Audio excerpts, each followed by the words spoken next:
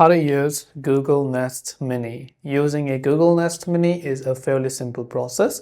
The first thing, we're going to get started with connecting these two devices, which is the Nest Mini, to your phone to control it.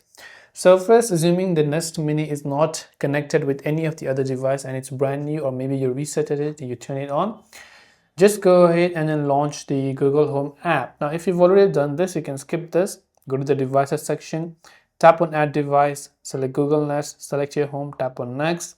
Make sure you've enabled the location and Bluetooth services over here. Then after you've done that, it will look for the devices. And as long as your Nest Mini is turned on, it will find them, tap the yes button, and it will start connecting to Nest Mini. So of course, you can go ahead and then begin connecting to your Nest Mini.